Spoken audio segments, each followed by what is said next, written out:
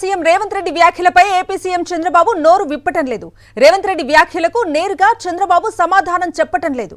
Rayalaseema lift irrigation ను తానే ఆపించానని తెలంగాణ అసెంబ్లీలో రేవంత్ చెప్పారు. క్లోజ్ రూమ్ మీటింగ్ లో చెప్పి ఆపించానన్నారు. అయితే ఇద్దరి మధ్య ఏం జరిగిందో చంద్రబాబు చెప్పటం లేదు. తానెందుకు తెలంగాణ ఒత్తిడికి తలొగ్గాల్సి వచ్చిందోనన్న దానిపై కూడా చంద్రబాబు మాట్లాడటం లేదు. అసలు రాయలసీమ ఎత్తిపోతుల ప్రాజెక్టుపైనే చంద్రబాబు దుష్ప్రచారం చేస్తున్నారు. సీమ రైతుల ఆందోళనను ఏమాత్రం పట్టించుకొని చంద్రబాబు రాయలసీమ లిఫ్ట్ ఇరిగేషన్ ను పూర్తి చేస్తారో లేదో కూడా చెప్పలేదు. రాయలసీమ లిఫ్ట్ ఇరిగేషన్ ప్రాజెక్టుపై ఏపీ సీఎం చంద్రబాబు, మంత్రి నారా లోకేష్ తలో మాట మాట్లాడుతున్నారు.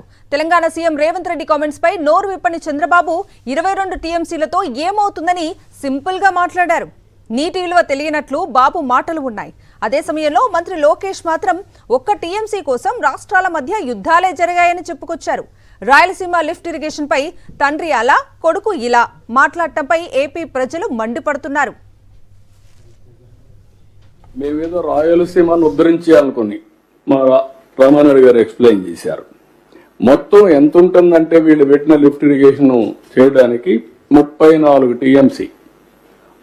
మన వాటా ప్రకారం మనకు వచ్చేది 22 టీఎంసీ. ఏంటి దానివల్ల 20 టీఎంసీ నీళ్లు ఏమైపోతుంది? ఒక టీఎంసీ కోసం రాష్ట్రాల మధ్యన యుద్ధాలు జరిగినాయి. ఒక 10 టీఎంసీల కోసం దేశాల మధ్యన, ఆఫ్రికాలో దేశాల మధ్యన యుద్ధాలు జరుగుతున్నాయి.